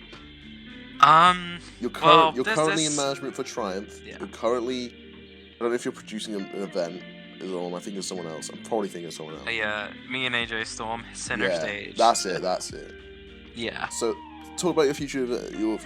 What you're planning.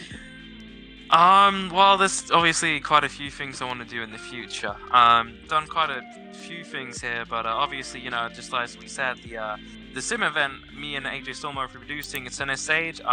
Still in the works. We're still editing and whatnot. All the matches are booked and whatever. So, damn it, they're trying to kill me when I'm on the podcast.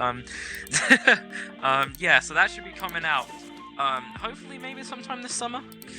We're just gonna try and make it perfect, whatever. So that's a future project, and hopefully we can continue doing that. It just kind of depends on how over this Center Stage goes on the first show. But obviously Triumph. I'm gonna be working on that still with the other guys.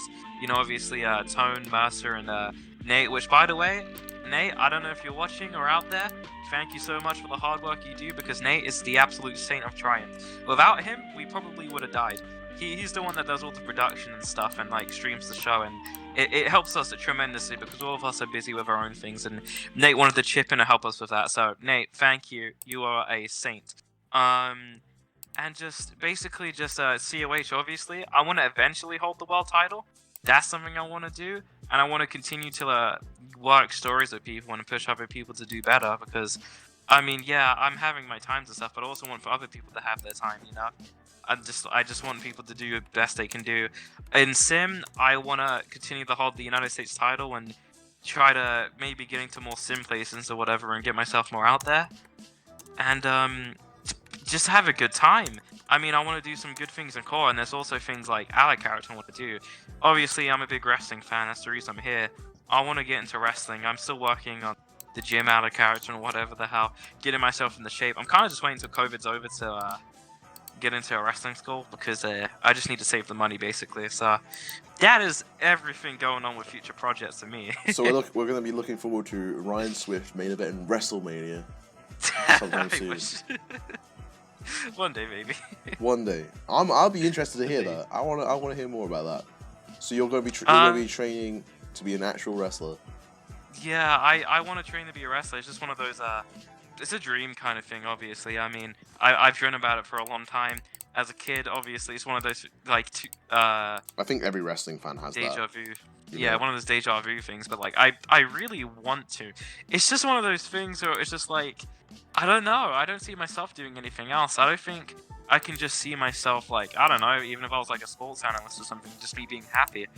I want to at least get a glimpse of it. That's why I like Core, because it's like having a little bit of a glimpse of it before like actually getting it. It's something I would just love to do. Like, you know, I've always dreamt about facing Drew McIntyre in WWE for John Cena. Just dream about his big 1 foot coming to Claymore you. But hell yeah, I would sell the hell of that Claymore. I mean, that's just a dream for me. I don't know. I mean, I'm striving towards it. I want to go for it, and I want to at least know I tried. And I think that's like something people sometimes struggle with. I think people do have big dreams about that, right?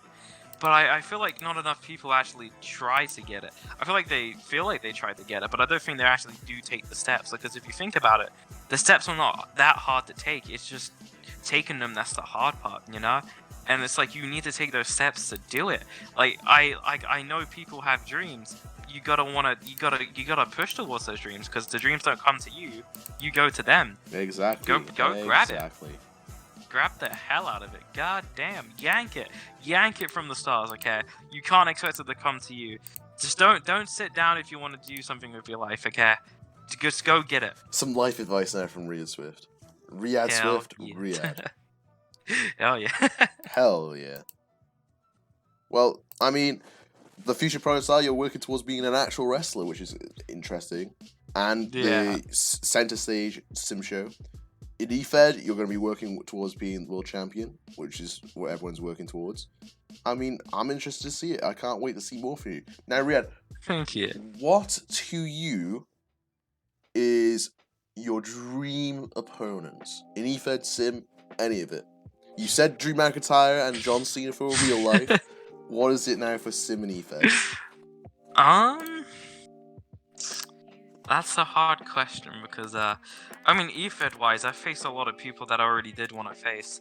I mean, my upcoming match with Master at Swingbo is a dream match, but it's happening, so I guess I can't really cross it off yet. But I guess Efed-wise,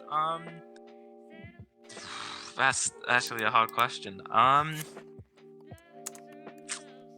I've had matches with Lions before, but I've never really had a full-on feud. Oh, I'd want to feud with Lions, with a proper match. In my mind, dream matches are also feuds, because if I face someone on TV, just a random weekly show, I don't count it as a dream match. I'm talking about dream built up, hell yeah moments, you know? Oh yeah, nah, for sure. So I would say Lions for one of them.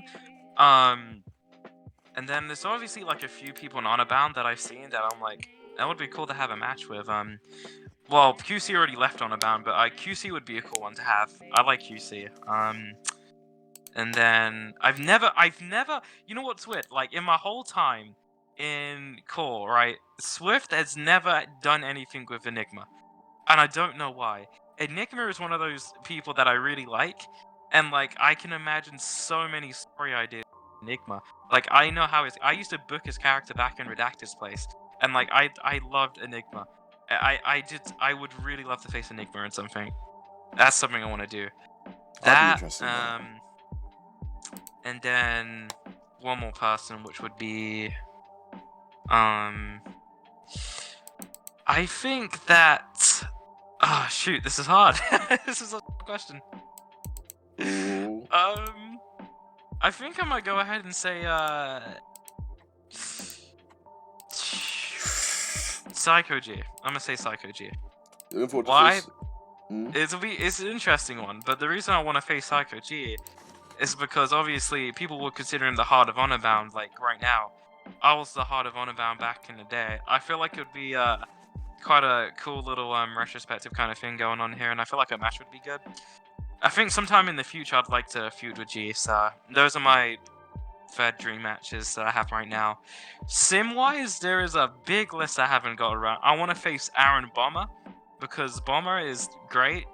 I want to face Ezra because I always enjoyed Ezra's matches. And then I'll do one more. I want to face Kiyoshima. He's also really good. If anybody seen Kiyoshima, half the winners of the Rumble from Take the Stage, obviously.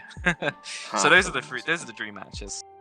Well, they're good. I like them. They're good. They're good ones. Thank you. Well, with those being said, we're gonna have to end this episode. But before we do, we normally have a little bit of a game. Okay. So, Red, I'm gonna. You asked just before the podcast, and I'm gonna grant that wish, and it's to play both Mount Rushmore and Word Association. So I'll do a round of Word Association and a round of Rushmore until I can't think of anything else. Okay, we'll go. A round of Word Association would be like 3 words and then a Mount Rushmore. Okay. All right. So, first word for Word Association. Who is competent? Competent? Yeah, that's probably a bad one. I think everyone's competent. Shit. Let me consult the dictionary. Hold on. I'm gonna sound kind of stupid. What does that word mean? Who's fabulous? That's a word. Oh, someone I think is fabulous. Evan. Evan's very fabulous. I was hearing that before you even said it. I was like, it must be Evan. Who is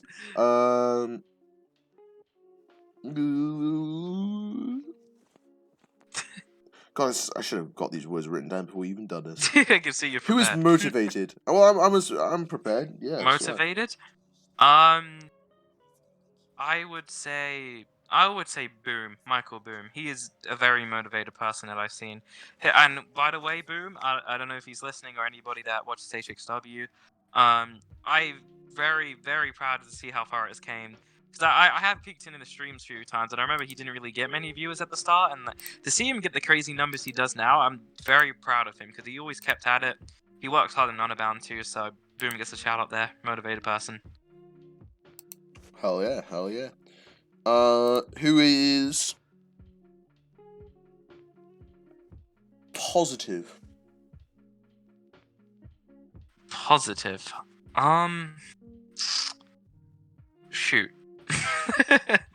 I think that I'd say Tone. I think Tone does look for positivity a lot.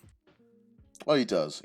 Yeah, very positive guy, definitely. I mean, yeah, I can agree with that. I can agree with that a lot. Now, the Mount Rushmore question. Now we'll delve a little bit into a bit of real life. Which do you prefer, Raw or SmackDown?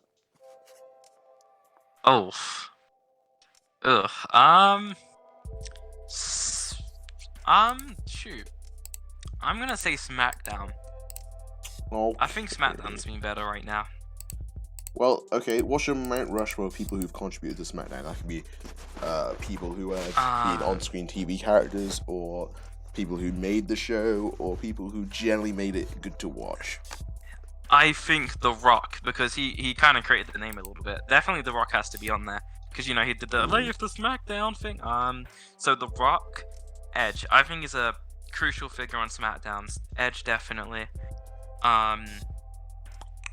I will say, I'm saying Teddy Long, because he's the greatest general manager of all time. I don't care what anybody says. I mean, the greatest general manager of all time has to be Haran Patel. Excuse me? Oh my god, I remember. Haran is jobless right now. R.I.P. Haran. Haran. And the last person to Mount Rushmore for SmackDown, I will say... The Undertaker. Ooh. So, yeah. Teddy Long, Edge, Rock, and Undertaker. Fair play. Now, back to the Word Association. Who is reliable? Reliable? Joey Gallagher. He's very reliable when it comes to his stuff. Okay, who is? I mean, I agree. I find his Twitter hilarious. Yeah. He is very funny. He is a very funny guy. Yeah. Ooh, God, I should have been more prepared. Who's inspiring? Inspiring. Yeah. Oh, this person's not in core, but she was in core, obviously, and I think people know. My best friend, Zoe. She always inspires me to do better. She see, like, nobody will know about it, but, like, she does do it, like, a lot to help even when she's not here. Like, she does help me quite a bit, honestly. Oh, and, like, yeah, she's great. in real life, too. Yeah, like, with people she's talked to, obviously, she's talked to you as well, Townsend. Like, she's talked to a lot of people, even when she weren't here, like, right? And I don't think she gets enough recognition for, like, how she is as a person. But, like, she's helped so many people, and, like, sometimes she even forgets that. And, like, I'll remind her and be like, Zoe, what the hell? She's very nice and motivates me to do better in real life, too, so... Zoe, for sure. Well, okay, I can agree with that. So we got inspiring. Yeah. We got hardworking. Lions. Lions go straight to mind. He's a very hard worker. He's honestly great. Yeah. Who is sophisticated? Sophisticated. That's a word. I'm gonna say Brett or Mercer. I mean, Liam Mercer. I was expecting you to get like a high society person, a person in core who's all about like, oh, look at me, I've got the best Lamborghinis and AirPods or something. Oh, that kind of sophisticated. Oh, okay. I mean, you could roll a Mercer. That's fine. I was more talking about like smart. Oh, well, yeah. We'll move on with that. Liam Mercer is smart. Okay, Mount Rushmore. 4 people that have inspired you as a character. Like, what made you be Swift character? Swift? Yeah, like. See, here's the thing with that, right? Hmm. I wasn't inspired by any characters. I didn't, like, make my character inspired by somebody, I'm not gonna lie. I couldn't give you a Mount Rushmore because it was just more what I wanted it to be. Oh. Yeah. So what you mean is Riyadh, or Ryan Swift is just a exaggeration of Riyadh? Basically, yeah. It's basically just me, but, like, amped up by 100. Well then, okay, we can modify a bit. Who inspires the look of Ryan Swift? Or was that just you as well? Honestly, when I made this character originally, I genuinely didn't think of, like, any real life wrestlers or anything. Like, it was kind of just, like, what I wanted it to look like. I don't know. Like, it's weird because I feel like nobody's really answered it like this, but I did not think about it. I just thought I knocked it out of the park, being like, oh, look at me, I've got another question. But now I've got to think of a new one. God damn it, Swift. I'm sorry. The Mount Rushmore people who you think have molded Efed. Molded Efed? Well, I'm gonna say Lions, obviously, because he has, as he would say on COH every week, the longest episodic weekly TV show on Twitch TV. So Lions. I'm gonna say Jackson Jordan from TCW, because TCW has also changed the game a lot too. They used to get a ton of viewers still, so I think they do put it out there quite a bit. So Lions, Jackson. I'm gonna say for the women's side too. I think. This is hard actually. They've molded Efed. So just go over the first. Have you done 4 men? I've done 2. You could do Mount Rushmore of men, Mount Rushmore of women if you want. Oh, okay, I'll do that. All right, Yeah. So men's side, Lions, Jackson. I'm gonna say Aaron Bomber from Sim as well. I think he's done a tremendous job shaping how Sim is now, and obviously Trey, leader of Fame, take advantage of that, and now Fame's pretty big, and Sim's pretty big still because of them. So I'd say Bomber as well because he started that stuff. Well, we'll get onto Sim now. I'm talking about Efed. Oh shoot! Oh yeah. Shoot! Don't Sorry, worry, we need the Sim content next. Don't worry, we're getting Efed out of the way first. Okay. Shoot. Okay. So Jackson, I'm gonna say Tone because he's been everywhere, Mm-hmm. and he's helped a lot of people, and I think he is a good helper to a lot of people too. So Tone, and then I'm gonna say shoot. shoot. Um, Shoot. shoot. This is a very hard question. And then I'm gonna say,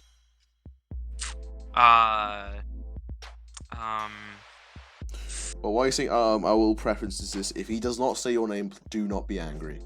yeah, I'm sorry. There's I'm only just so trying many to go people. off the top There's of my only head. so many people you can think of, and try and think of 4 people in each category is difficult. So I guess I'm gonna say Mercer too. That's fair. Liam Mercer, obviously. I think he helps a lot of people with their promos and their character work, and I think a lot of people generally like push themselves to be better because they see like what Mercer does. And I Yeah. think a lot of people like get inspired just from him doing his stuff. So I would say Liam Mercer as well. that's fair. Now the woman's side. Women's side. Back in my day in Honor Band a few years ago, right? Back in my I day. remember back in my day, right at the start.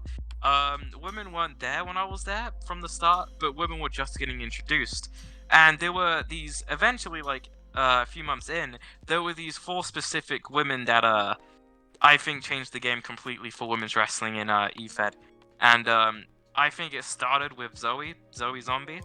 I remember her first promo she cut, right? Her first promo one time. I don't know if you've ever seen it, but like obviously, it's like one of the big things that's happened that like kind of pushed women's wrestling from the start because it kind of proved that hey, the women can do this too. Because Zoe cut a massive promo one time, and it got over so big, and I think that started opening doors to the women. So people like Isabella Ventura came in after that, and Ventura completely changed the game because she took over the uprising division in COH, and she's helped that tremendously. And I think Lexi also, yeah, I think she is amazing at what she's doing with the women and stuff, and alongside Brion as well. Like they're doing a good job with uprising. So Zoe Ventura, Nicole Hale, obviously, she's done everything, everywhere. She's done a lot in this business. Nicole's done insane. great things. Like she's great. Yeah. She deserves it too. Yeah, she's great. So Ventura, Zoe, Nicole Hale, and I'm gonna go ahead and say, I mean, shoot. So we got Nicole there Hale. were these 4 people. Nicole Hale, Yeah. Lexi, Zoe. And I'm gonna say, gonna have to say Jada. Yeah, I would say Jada. It's like it's the 4 women that got that WrestleCade main event last year. Yeah. They all did change the game, I think. So they all deserve that moment. Yeah, I agree. I think everyone worked very hard to get to that moment. I'm glad it did because I think it's worked out very well for a lot of people. I mean. Oh yeah, definitely. Like, we talked a little bit. You wouldn't have heard it yet because it's yet to come out, but we did talk about it quite a bit on the Lexi one, and I think yeah. Like, I don't see any problems with it, you know what I mean? Like, I agree with what you're saying. I agree with what you're saying. Now we'll go back to the. Hey. We'll do the sim quickly. Sim men and women. We'll do men and then women, and then. Sim men. I'ma say Bomber, Trey or Machiavelli or whatever person you wanna say he is. Nick Virtue, because he started Sim. I think people know that. Nick Virtue for sure. And I'm gonna go and say shoot. Ends from ROX because he does ROX as well. So I say those 4. I agree. Honestly, I'd be interested to talk to Nick Virtue. Like, God, he's more than head and shoulders. He's like, God, he's massive. He's Tone's the dad of core because everyone's like, oh, he Tone's like, oh, he helps everyone, and like he's a very big name. So, like Tone will say, the first time I met him and talked to him, the first thing he said to me was, the first thing I was like, oh my God, you're actually talking to me, you know? Tone's that. Nick Virtue's the granddad of core, you know. He like, not calling him all or anything. Oh, yeah. No, please don't. No, but he's honestly like. I think he kicked it off. Honestly, everyone knows who he is. Like, Crude, who I think you know from the detective segments, he loves Nick Virtue, right? Oh shit. Yeah, it's amazing. I'm like I'll be like. I think the penultimate episode of the podcast, or the finale, if I ever think of one, will have to be with Nick Virtue. I just love to talk to him. That would be I'm amazing. I'm Yeah, very that would be a scared. great episode. Yeah, I'm just very scared talking to people. You know, like it's like, oh Jesus, he'd be amazing. Honestly, he's great. I remember like, so I was supposed to do Monkey Boy versus Townsend for Sim, and then instead of That Surefire, sounds amazing. yeah, no, it wasn't. It's happened. It was on Overflow, I think, and the match was awful. God, don't get me wrong. It was my first try, and Surefire was just there, like, right, listen, I'm gonna teach you how to do Sim. Go into the YouTube search bar and type in Nick Virtue, and you'll see a video, and you'll watch that video. And I was like, oh, I'll just watch this video then. It's like, it may seem outdated, but it still works. It still applies. Because it was like, what, a video done in, God, a very old game. I don't know which one it was. But yeah, he's amazing. Honestly, like, it's crazy to see. Oh yeah. Like if I get into Sim, I'm definitely gonna watch a lot of Nick Virtue stuff because I struggle to watch Nick a lot Virtue of is stuff. very good. Yeah. He's great. Great, full stop. Right, let's go with a woman then of Sim. Now I do not know that many women in Sim, so I cannot add to anything that you're about to say. I know of Jin. Jin's the only one I know, and apparently she's lovely and nice and like. Oh yeah, no, she's a great person. Yeah, she'd definitely be like. I'm gonna try and. I was thinking about this, right? I think I talked to Tone and yesterday during the fame show. I was like, yo, I'm gonna try and get a Sim on the show to basically just tell me about Sim because I have no idea. And this is sort of it because you do Sim, but like a genuine Sim person who has no idea who Townsend is. Because my name just not. That would be an interesting episode, definitely. I would love it. I mean. There is a lot of people in Sim that I do not know and I'd love to talk to. And genuinely feel good, like, and their heads and shoulders, they look down on guys like me. Like I'm a little insect compared to them, but you know, like tiny boy. That's like the stereotype, right? But not a lot of people actually. A lot of people in Sim are actually very nice people. Well, yeah, you just have to find definitely. The right ones. I'm sort of memeing it at the moment, but like how I was with Tone, I'd be again with those Simmers. Like they're up there, man. Like. They've been doing this shit a while, and I'm like, oh damn. So yeah, so sad with your four people who have molded Sim Women's Edition. So I am going to go with obviously Jen. She's molded it quite a bit. She's been here a while. She's reached pretty big heights when it came to Simming. So Jen, I'ma say the person that was announced in the Fame Hall of Fame yesterday, Kama Sutra. She's been a big part in CTO and stuff. Anaya Vidal. I don't know too much of Anaya from like the past, but like I just know I've seen her on Fame, and I don't know if you've ever seen her, but like she is the greatest thing. She's my favorite woman. I'm not gonna lie. Yeah, Jin, Kama Sutra, Anaya, and then I'm gonna say Katya. Ooh. I'm gonna pretend I know those names. I'm terrible. I know just Jin, and I think people listening may have a better idea than I do, and I that's my fault. I need to learn people in Sim. I turn it on and I say, ooh, look at that flippy move. I normally have every stream I watch on mute, aside from COH, because Lions will say something in COH, and you'll be like, oh shit, I missed that, and it's like, he'll be like, Townsend's main eventing for the world title, and if I listen to him on mute, I wouldn't hear it. So I love Lions to bits, man. I really Lions do. Is great. I honestly, I could, oh man, I don't know.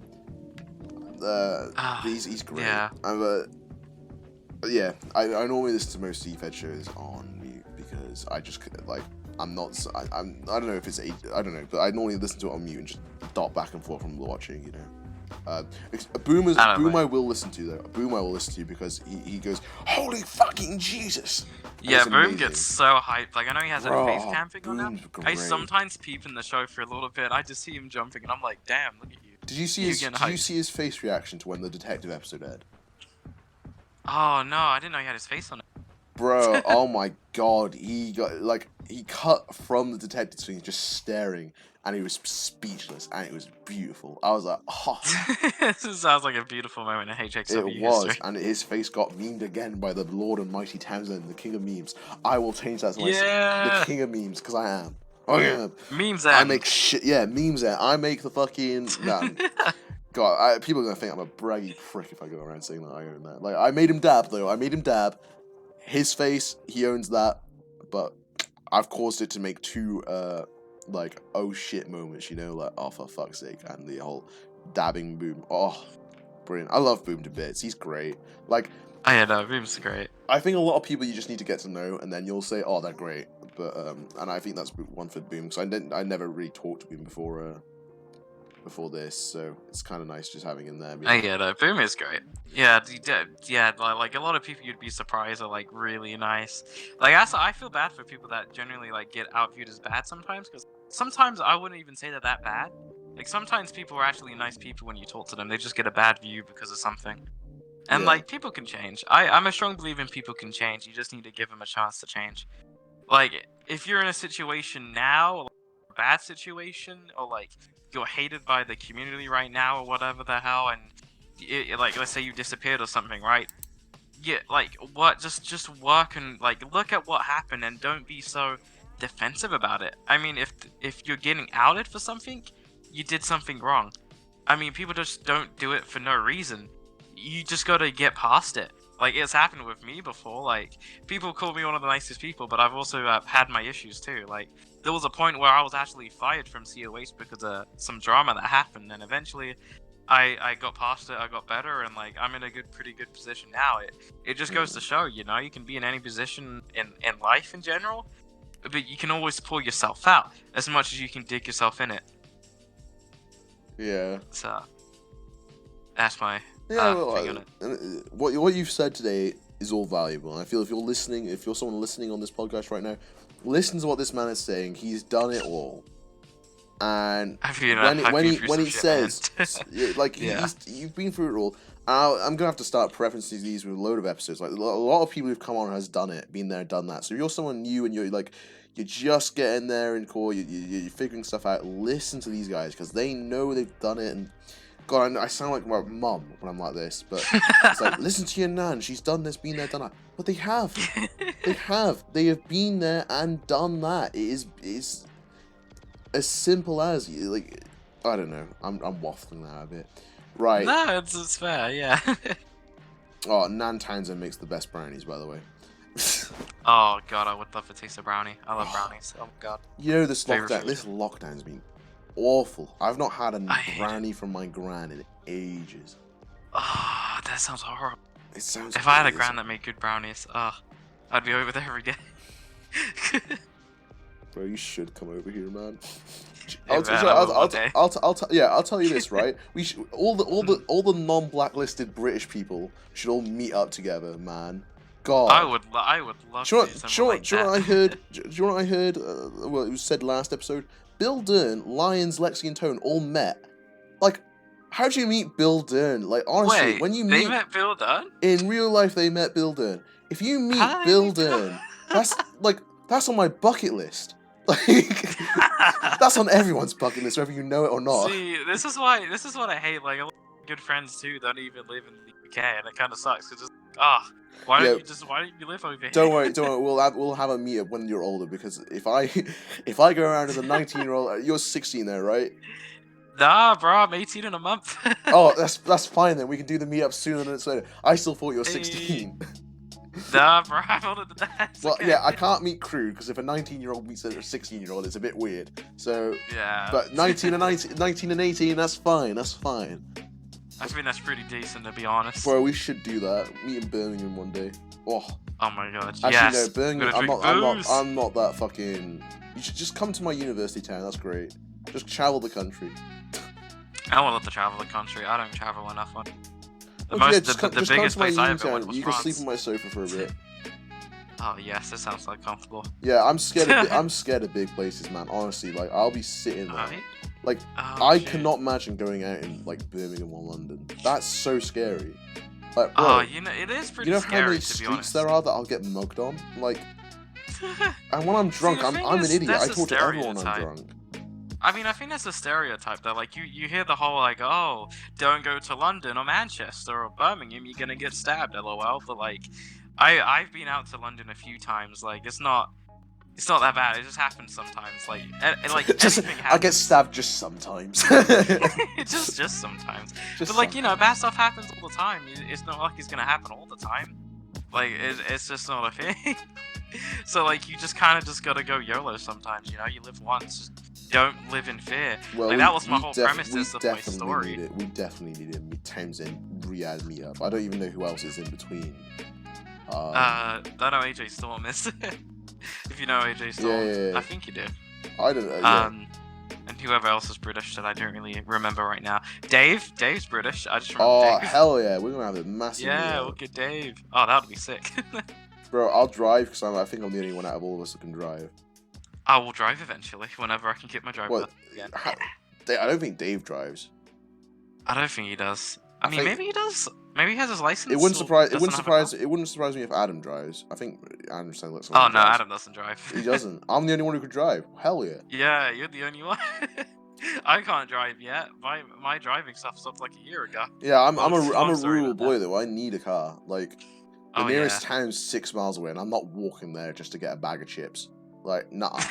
Not good exercise, though. Hey. Oh yeah, it is good exercise, but fucking hell, I'm not walking 6. Yeah, I just use my legs to walk everywhere. I always walk places. Well, in my university town, I don't bring my car, so I do walk a lot there. Right, I walk a lot there. It's crazy.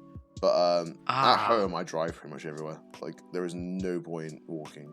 There's like you can walk your dog in the fields around and all that. Yeah, that's fine. That's the walking I do, but. You see, like people. Like I just can't imagine not driving. Oh, driving's a god. I would love to drive. I mean, I only ever drove a car once for like 2 hours, and I'm an idiot driving, but I've never had an accident. As long as you don't die driving, that's all that matters. Yeah, but I'm an idiot driving. I can say that. Just don't crash the car. Just don't crash the car. Well, I haven't yet. No damage on that car. It's a beautiful car. Then I think you're an A-class driver. Hey. Thank you, Swift. No problem.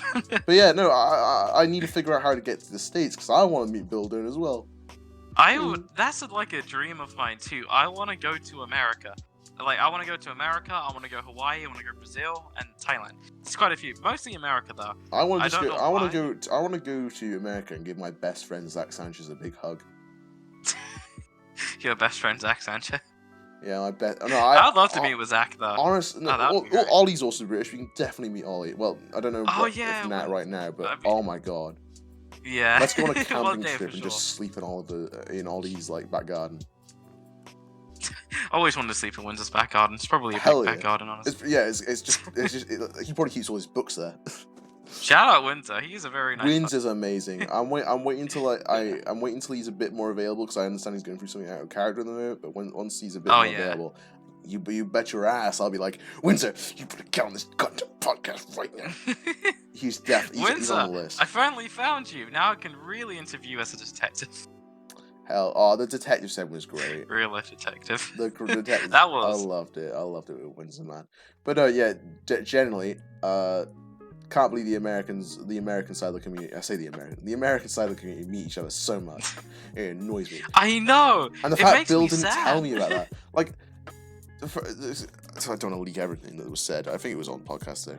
I'll check. If not, I'm just at a big censorship over all this entire conversation, or just edit it out. I don't know. Oh shit. But no, but it's like, I could just imagine that you're sitting on a cafe table and you got Tone White and Daniel Lyons and Bill Dern just there, like, bloody, Jesus, it's so weird to think about. Dinner. It's so weird to think about. It is. I can't imagine it. Oh, but that's really cool though. I mean, I'm glad they did that. I didn't know Bill actually met them. I knew Tone, Lexi, and Lyons met, but did not know about Bill. Yeah, it's crazy. Like, it really Bill is. Dern. It would be so cool. Like a cool meetup for WrestleMania one day. Oh, bro, you know how much money you'd need for that. Yeah, it's honestly a dream to go to WrestleMania, but hey, maybe I'll participate. Yeah, buy me my ticket, please, Rhea.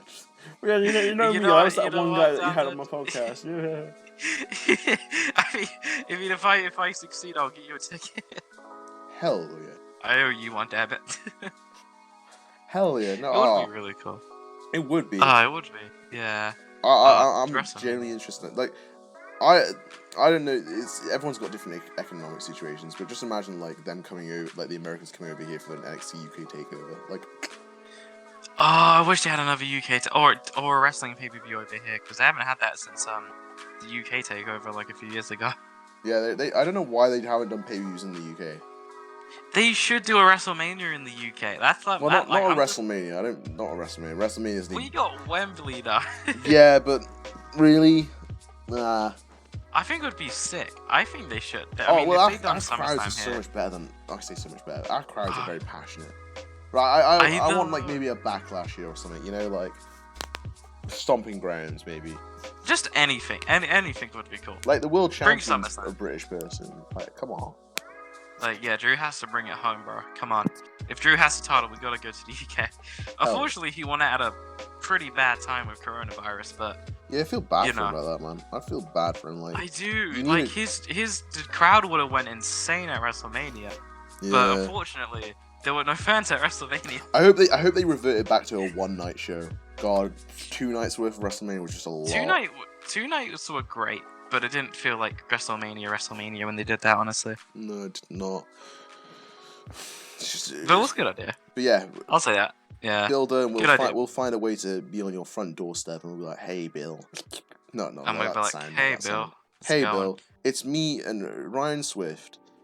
We and then Bill's just like, what? Huh? What? Like, what are you doing here? what are you doing here? Hey, Bill. What are you doing in his Can house? I sleep on your sofa? That's just a dream. Definitely would love to meet some people from America as well. Yeah. People were like... God, I wish traveling was cheap. Honestly, I do. Oh, traveling is so expensive. My God. Man, I wish it was cheaper. I mean, America is very far as well, to be honest. Like, you have to go across that whole ass sea that I've seen, and I'm like, oh my God. Well, you saw how quick me and Crude swam across that ocean for Windsor. I'm not sure you would survive, to be honest. Unless you were like Michael Phelps times 20. But I think a lot more than times 20. Jesus. Times fucking 5,000. Jesus Christ. Yeah, God, man, it's amazing. Well, look, we just waffled for a bit now. We did. We did. Well, we've done the game. We've just waffled now about meeting everyone. Is there anything else? Ooh. Is there anything else? I mean, I'm loving this. I can chat with you for hours. Yeah, so we could go this for like 10 hours, to be honest. We were chatting for a long time before this even started. Yeah, we chatted like 40 minutes, was it? Just about like shit. It just happens. It does. Conversations are easy. It's just instigating it I find difficult. You know, like going out of your way to say I understand that. It's like just starting a conversation that could be the hardest part about it. It's not that hard to keep it going. It's just starting it. Yeah, I guess. What else? There is nothing else to really say. Yeah, I mean, I think we touched on everything. I think, really. I will. Yeah, no, I can't announce anything because I haven't talked to anyone about it. So. Ooh. All I'm saying is, happy days. Everyone enjoy yourselves. This has been the Ryan Swift podcast. The Warchief Radio, rather. This has been yes, it's my podcast so now. Nice. No. I took it over. This has been the Ryan Swift podcast. I hope you've all enjoyed. We should all play COD. Oh yeah, we should play COD more. Damn it, why is everyone still playing COD? Those are fun times. Yeah, I missed that. Everyone was playing it. We'll play it right now after this podcast. Bet. Bet. All right, ladies and gentlemen, we'll see you. Goodbye.